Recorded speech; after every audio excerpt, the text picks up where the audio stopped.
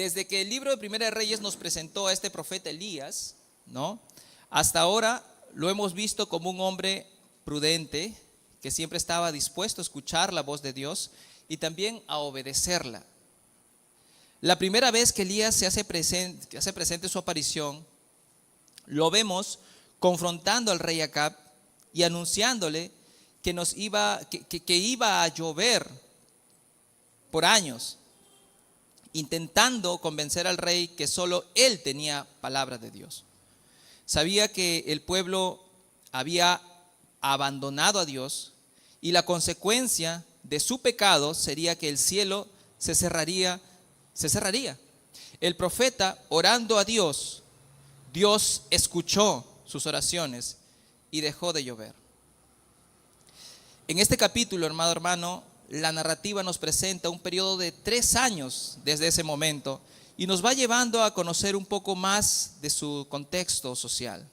Había una terrible hambruna en aquel momento en toda Samaria, producto de una sequía que provenía de la orden de un Dios descontento por toda la aberración de la idolatría al cual el pueblo se inclinó. El rey Acab, siendo el peor rey de Israel, un hombre perverso, quien casándose con Jezabel, hija del rey de los Sidonios, instauró el culto a los Baales y Acera como parte de la religión institucional de Israel.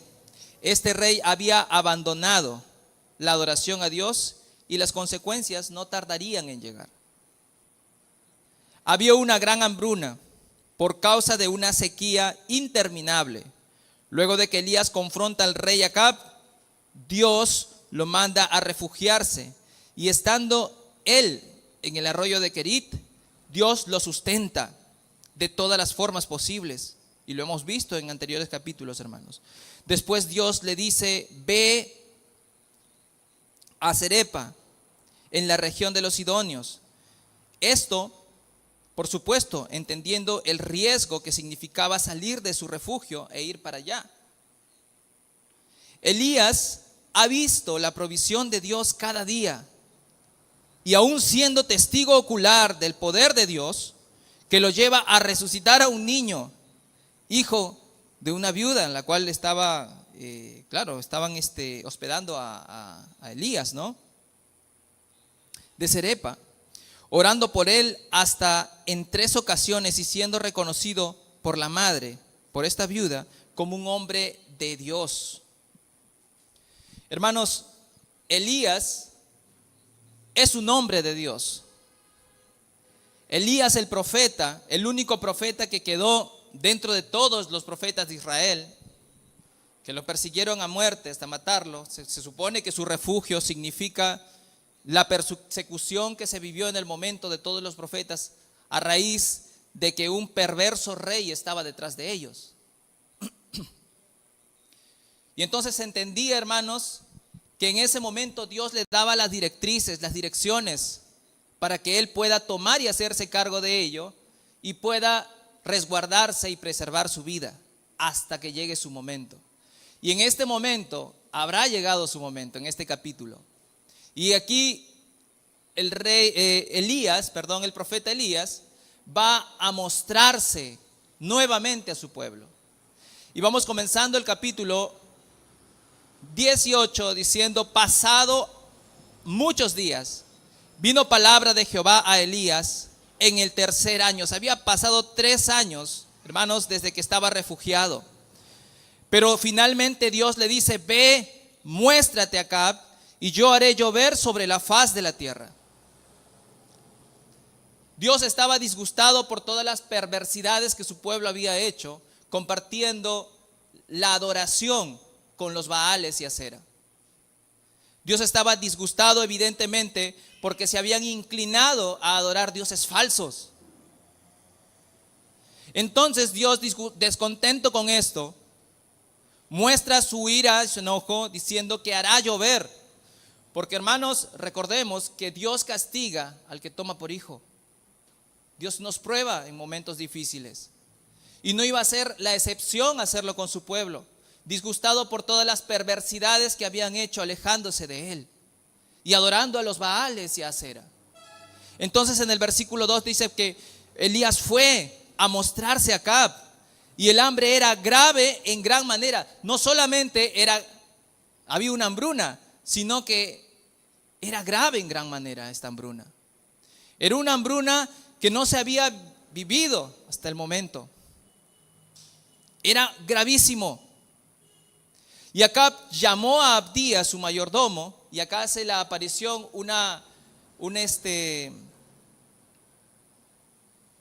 claro, y vamos a recordar un poco acerca de la hambruna que se vivió en Egipto en aquel momento con José, en un periodo también difícil, ¿no? Pero esta parte de la historia nos muestra, hermanos, que la hambruna era gravísimo en ese momento. Tanto así que el rey intenta preservar de todas las formas posibles sus materiales, y dar de alimentar a sus propios animales para poder preservarle la vida a él también, insinuando una despreocupación por su pueblo. O sea, el rey estaba siempre tratando de llevarse todo él y dejando a su pueblo de lado. Eso básicamente estaba pasando. Entonces aquí hace la aparición un personaje importante dentro de este capítulo, hermanos: Abdías. Y Acab llamó a Abdías su mayordomo.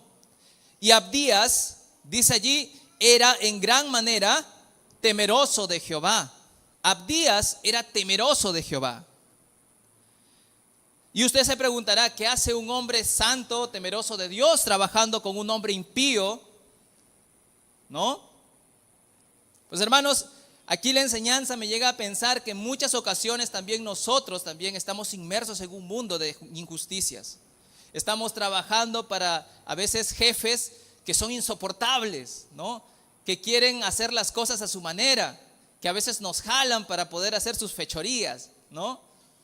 Pero ¿qué tiene que hacer el pueblo de Dios? Hacer una resistencia al pecado. Hacer una resistencia al pecado. Nosotros no podemos evitar estar cerca de la maldad porque estamos inmersos en el mundo. Pero tenemos que saber cómo tratar con sabiduría cada paso que damos y cada decisión que tomamos en nuestra vida. Abdías era un hombre sabio, era un hombre prudente que escuchaba la voz de Dios siempre. Era un hombre que en todo momento estaba dispuesto a escuchar la voz de Jehová. Versículo 4. Entendiendo que Abdías era temeroso de Jehová, y lo era en gran manera, porque cuando Jezabel, mira lo que hizo Abdías. ¿Qué es lo que hizo Abdías? Porque cuando Jezabel destruía a los profetas de Jehová, Abdías tomó a 100 profetas y los escondió de 50 en cuevas y los sustentó con pan y agua. O sea, Abdías sabía que estas le traerían consecuencias negativas a su vida. Sabía que se aferraba y se metía a grandes problemas si se llegase a descubrir que él estaba haciendo esto para con los del Señor, para con los profetas, que fue escondiéndolos en cuevas, y eso nos va a narrar a continuación. Y dijo pues Acab a Abdías: ve por el país a todas las fuentes de agua y a todos los arroyos, a ver si acaso hallaremos hierba con que conservemos nuestra vida, la vida, a los caballos y a las mulas, para que no nos quedemos sin bestias. En aquel momento, para el contexto, hermanos, los caballos y las mulas solamente lo tenían gente privilegiada, gente bien posicionada.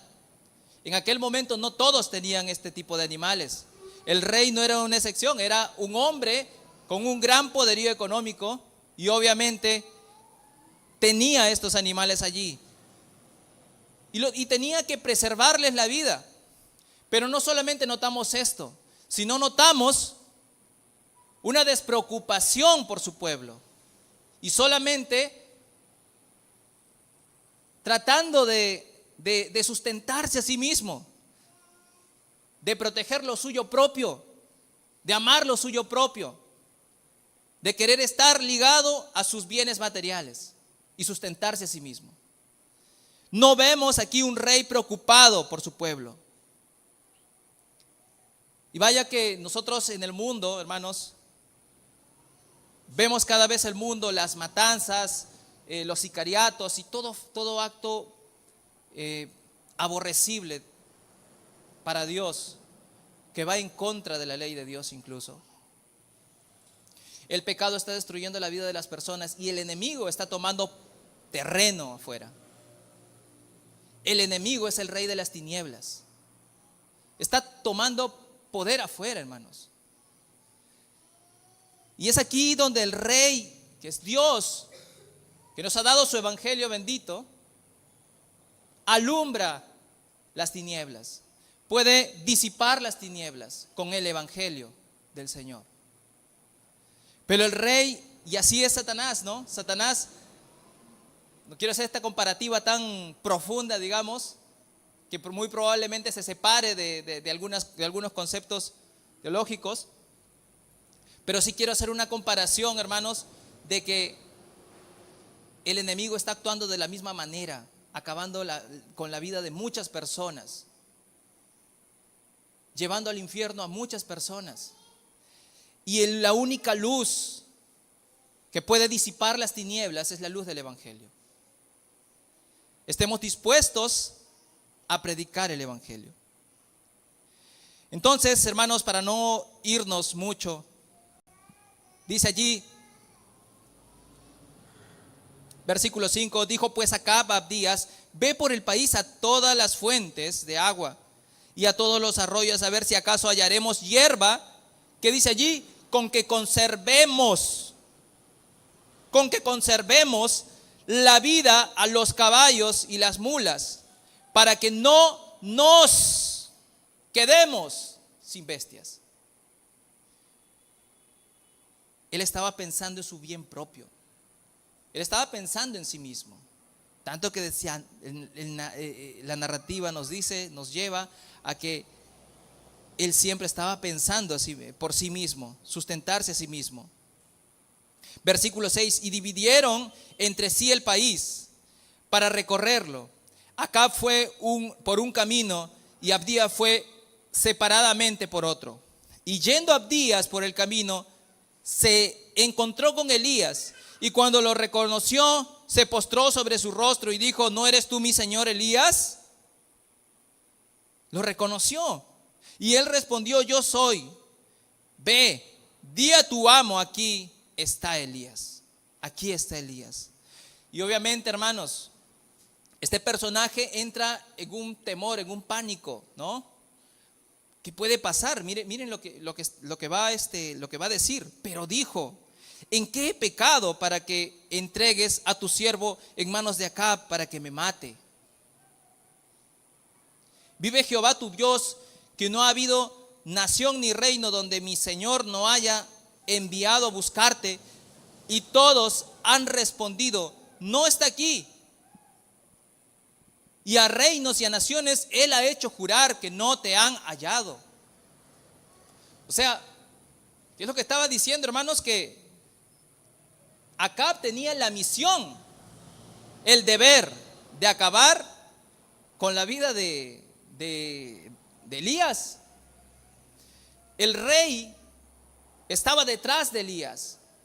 Y usted se preguntará, ¿por qué detrás de Elías? ¿Y por qué muchos profetas fueron asesinados? Bueno, lo más común es pensar, hermanos, que este rey Acab, inclinado al mal, inclinado a la desobediencia, entendiendo que su Dios, Baal, ¿no?, es el Dios de la lluvia. Entonces lo que está tratando de decir entonces es, acaba con Elías. Elías es el quien ha puesto, digamos allí, la ira de Baal para que no llueva. Entonces, lo que está tratando de decir es, no has acabado con Elías, por eso aún no llueve. Por eso es que aún no sustenta, digamos, no florece el alimento, porque no hay lluvia.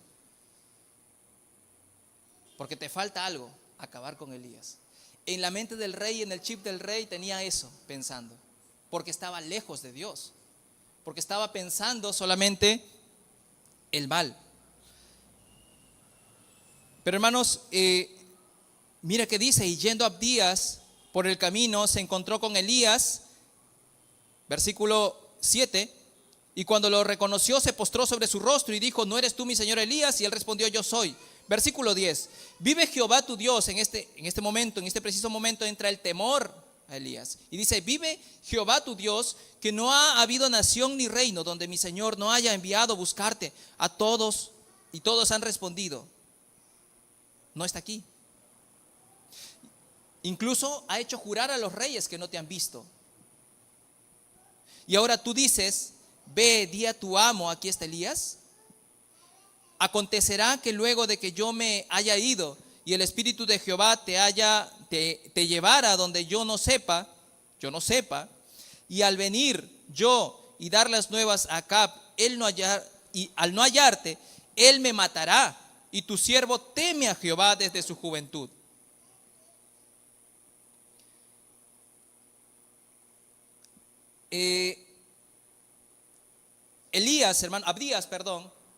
Abdías tenía temor de Dios desde su juventud.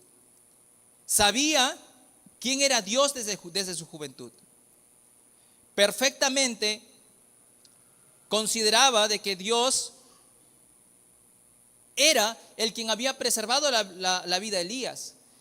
Pero él también, porque había hecho muchas cosas a espaldas del rey. A él también le habían preservado la vida. Y había hecho posible que hasta ese momento no se descubriera.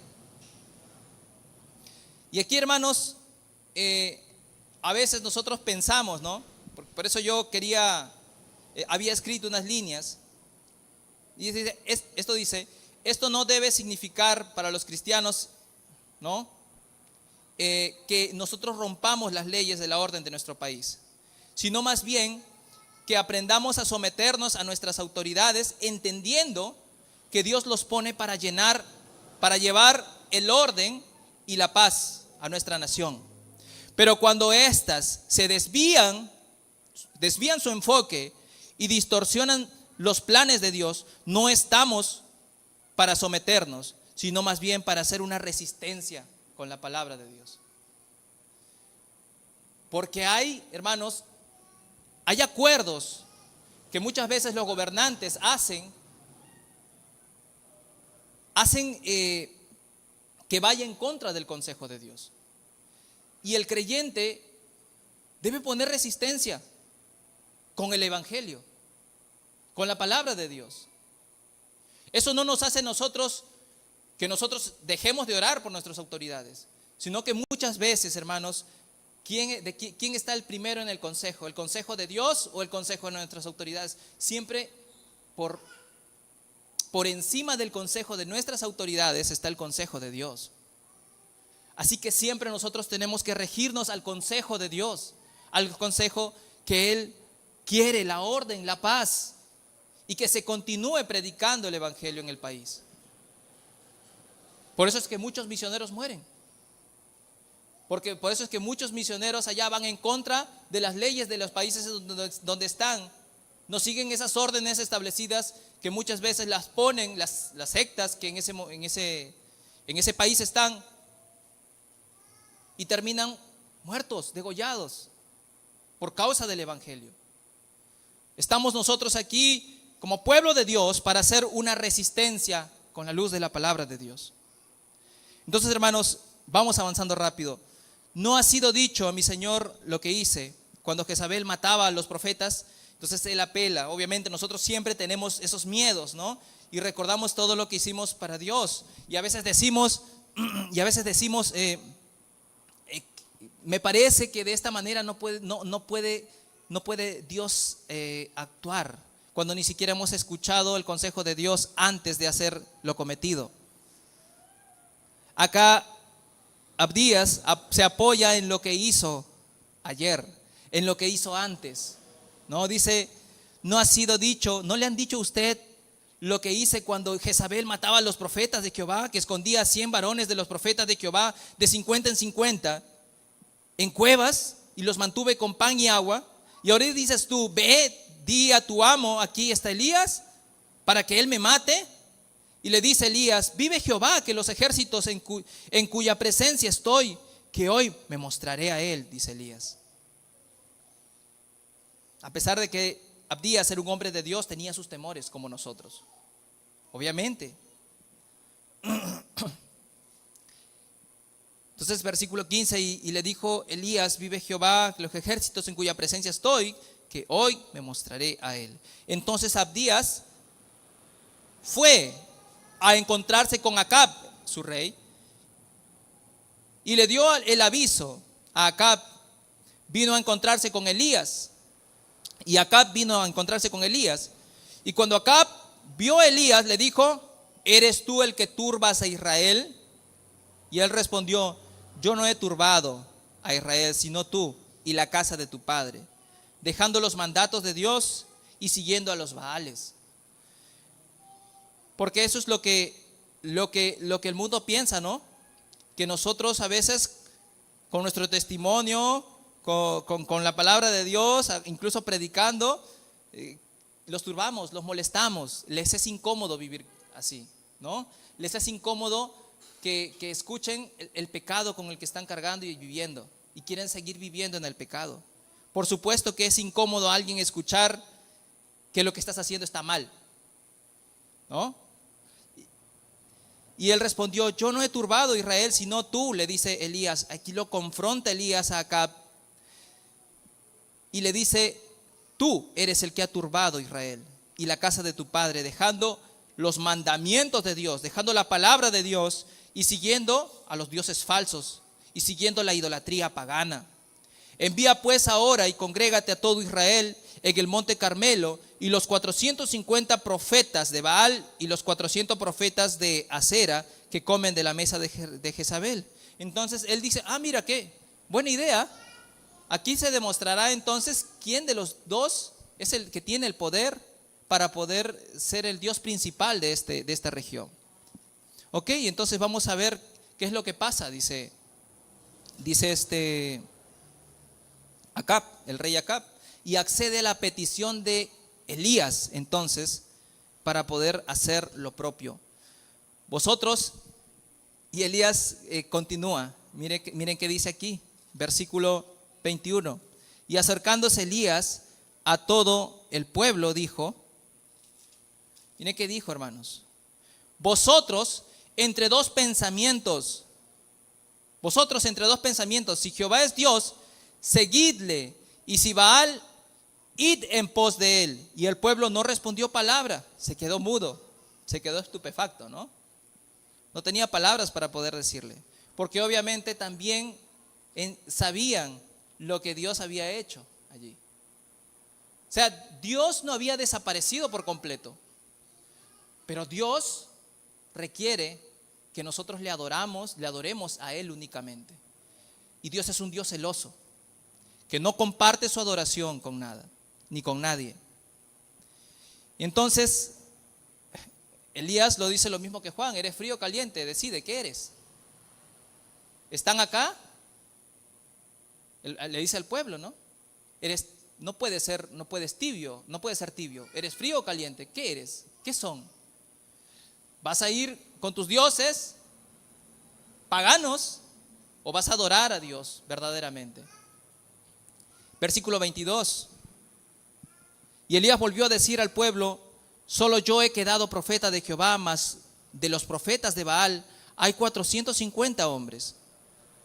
Dénselos pues 2 bueyes y escojan ellos uno y córtenlo en pedazos y pónganlo sobre leña, pero no pongan fuego debajo, y yo prepararé el otro buey y lo pondré sobre la leña, y ningún fuego pondré debajo. Invocad luego vosotros el nombre de vuestros dioses, y yo invocaré el nombre de Jehová, y el Dios que respondiere por medio de fuego, ese sea Dios. Y todo el pueblo respondió diciendo, bien dicho. Entonces Elías dijo a los profetas de Baal, escogeos un buey y preparadlo vosotros primero, pues que sois más, e invocad el nombre de vosotros, de vuestros dioses, mas no pongáis fuego debajo. Y ellos tomaron al buey que les fue dado y le prepararon e invocaron el nombre de Baal desde la mañana hasta el mediodía, diciendo: Baal, respóndenos. Pero no había voz, ni quien respondiese. Entre tanto ellos andaban saltando cerca del altar que habían hecho. Y aconteció al mediodía que Elías, ¿qué dice? Elías sarcástico se burlaba de ellos, diciendo: gritad en voz alta, porque de repente quizás esté meditando cómo hacer los hechos, cómo hacerlo. O de repente está ocupado en un trabajito, o va de camino de repente, tal vez está tomándose una siestita. Hay que despertarle, dice, ¿no? De forma sarcástica Elías. Y lo hemos visto así en muchas películas, hermanos. Es una forma graciosa, ¿verdad? De cómo Elías en ese momento invade el sarcasmo tremendamente. Pero sí, hermanos, el poder de Dios es inmenso y se manifiesta de manera sobrenatural. Y ellos clamaban a grandes voces y se sajaban con cuchillos y con lancetas, conforme a su costumbre, hasta chorrear la sangre sobre ellos. Pasó el mediodía y ellos siguieron gritando frenéticamente hasta la hora de ofrecerse el sacrificio, pero no hubo ninguna voz, ni quien respondiese, ni escuchase. Entonces dijo Elías a todo el pueblo: acercaos a mí. Y todo el pueblo se le acercó y le arregló el altar de Jehová, que estaba arruinado. Y tomando Elías 12 piedras, conforme al número de las tribus de los hijos de Jacob, al cual había sido dada palabra de Jehová, diciendo: Israel será tu nombre, edificó con las piedras un altar en el nombre de Jehová. Después hizo una zanja alrededor del altar, en el que cupieran 2 medidas de grano. Preparó luego la leña y cortó el buey en pedazos y puso sobre la leña. Y lo puso sobre la leña y dijo: llenad 4 cántaros de agua y derramad sobre el holocausto y sobre la leña. Y dijo: hacedlo otra vez. Y otra vez lo hicieron. Y dijo: aún hacedlo una tercera vez. Y lo hicieron la tercera vez. Versículo 35. De manera que el agua corría alrededor del altar, y también se había llenado de agua la zanja. Cuando llegó la hora de ofrecerse el holocausto, se acercó el profeta Elías y dijo: Jehová, Dios de Abraham, de Isaac y de Israel, sea hoy manifiesto que tú eres Dios en Israel, y que yo soy tu siervo, y que por mandato tuyo he hecho todas estas cosas. Respóndeme, Jehová, respóndeme, para que conozca este pueblo que tú, oh Jehová, eres el Dios, y que tú vuelves a ti el corazón de ellos. Entonces cayó fuego de Jehová y consumió el holocausto, la leña, las piedras y el polvo, y aún lamió el agua que estaba en la zanja. Versículo 39. Viendo todo el pueblo esto desde el monte, se postraron y dijeron: Jehová es el Dios. Jehová es el Dios. Entonces Elías le dijo: prended a los profetas de Baal, para que no escape ninguno. Y ellos los prendieron, y los llevó Elías al arroyo de Sison, y allí los degolló. Vamos terminando con el versículo 41 al 46. Entonces Elías dijo a Acab: sube, come y bebe, porque una lluvia grande se oye. Acab subió a comer y beber, y Elías subió a cumbre del Carmelo, del monte Carmelo, en donde estaban en ese momento. Y postrándose en tierra, puso su rostro entre las rodillas y dijo a su criado: sube ahora y mira hacia el mar. Y él subió y miró y dijo: no hay nada. Y él le volvió a decir: vuelve 7 veces. Y la 7ª vez dijo: yo veo una pequeña nube, como la palma de la mano de un hombre que sube del mar. Y él dijo: ve, di a Acab, unce tu carro y desciende, para que la lluvia no te ataje. Y aconteció que estando en esto, que los cielos se oscurecieron, las nubes y vientos, y hubo una gran lluvia. Y subiendo Acab vino a Jezreel, y la mano de Jehová estuvo sobre Elías, el cual ciñó sus lomos y corrió delante de Acab hasta llegar a Jezreel. Lamentablemente este versículo último no termina diciendo que la mano de Dios se hizo presente en el pueblo de Israel, sino que ¿en quién estaba la mano de Dios? En Elías. Elías había hecho posible esto, el profeta Elías. Hermanos, vamos terminando.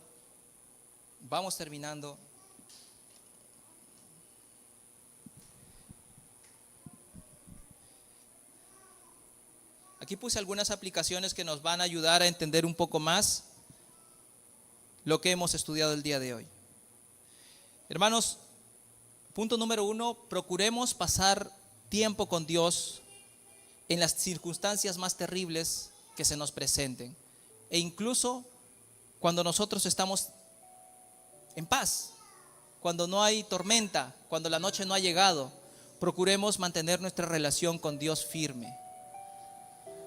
Así como Elías, que esperó largos años, ¿no?, orando a Dios, pidiendo a Dios, conversando con Dios, esperando una noticia, y encerrado dentro de la persecución que vivió él, porque el rey Acab quería matarlo. Él aprovechó ese tiempo de aflicción para poder convertirlo en un tiempo de bendición. Tus pruebas, tus cargas pueden ser convertidas en un tiempo de bendición cuando tú depositas esas cargas en Dios y esperas en Dios. Punto número 2, mantén la integridad donde quiera que te encuentres. Tu testimonio juega un rol muy importante en la vida. Isaías fue un hombre de un gran testimonio para con el pueblo, que incluso estaba inclinado hacia los Baales. Pero mira que se dejó convencer por el rey, a pesar de que este rey estaba inclinado hacia el pecado. Era un hombre que mantenía un buen testimonio, que era el profeta de Dios, hermanos. Pero por sobre todo acá hay un personaje secundario también, que es Abdías, ¿no? Abdías, que en medio de sus temores, en medio de su tal vez ir en contra de la orden de las leyes, ¿qué pasó con Abdías? Cumplía cabalmente lo que Dios le pedía. Era un hombre que vivió un testimonio santo, consagrado a Dios, y que se mantuvo de pie ante toda queja del rey. Punto número 3, analiza si en tu vida cargas con ídolos. Analiza si en tu vida estás cargando actualmente con falsos dioses, con el orgullo. Los ídolos no son solamente los íconos, hermanos.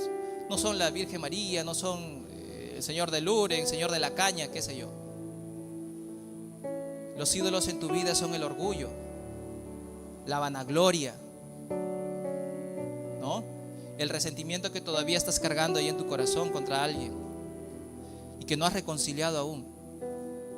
Todo ese pecado que pones enfrente y dices, Dios no puede acabar con estas cosas, pues lo pones en primer lugar en tu vida. Todos esos son ídolos que a ti te gobiernan. Examina en casa, en oración, ¿qué es lo que pones antes que a Dios en tu vida? ¿Qué es lo que estás poniendo antes que Dios en tu vida? ¿Qué es lo que está pasando en tu vida?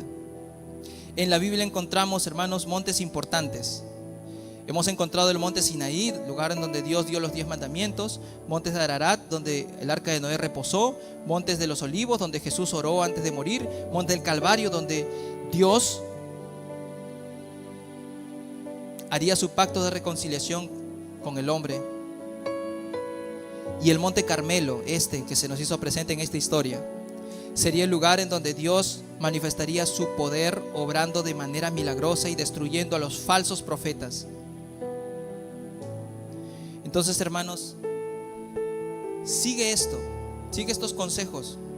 Medita qué es lo que a qué Dios sirves en tu vida. Medítalo bien.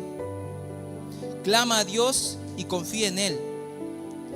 Evidencia el poder de Dios en tu vida con el testimonio delante de los hombres, con tu testimonio delante de los hombres. Y deja que Dios actúe en tu vida, en el presente, pero también, por sobre todo, en el mañana. No sabemos hasta cuándo estaremos en este mundo, pero lo que sí sabemos es que si tenemos la seguridad de tener al Hijo de Dios en nuestra vida, tenemos un lugar en donde vamos a verlo cara a cara, y será el lugar más hermoso que podamos ver y contemplar en nuestra vida. Así que, hermanos, les animo a seguir adelante. Que Dios les bendiga, que continuemos, ¿no? Vamos a ir terminando. Oración. Oramos. Padre Santo, Señor, te damos gracias por bendecir este tiempo con tu palabra. Bendito Dios, ayúdenos, Señor, a ejemplificar a Cristo en nuestra vida, a depositar nuestras cargas en Él y a entender, Señor, que en Él lo puede hacer todo. Es un Rey poderoso. Gracias, Padre, por traernos aquí a meditar tu palabra con tus cánticos y todo lo que has hecho. Nos preservas la vida hasta el momento, porque tienes un plan para nosotros, y porque ese plan, muchos que estamos desahuciados probablemente aún no lo entendamos, porque probablemente estemos lejos de tu palabra. Pero ayúdenos, Señor, a acercarnos a ella con libertad, Señor, entendiendo que tú eres el médico de médicos y nosotros no podemos hacer más en nuestra vida. Gracias, Dios, porque tenemos el consuelo de tu palabra bendita en nuestra vida. En el nombre de Cristo Jesús oramos. Amén. Bien, amados hermanos.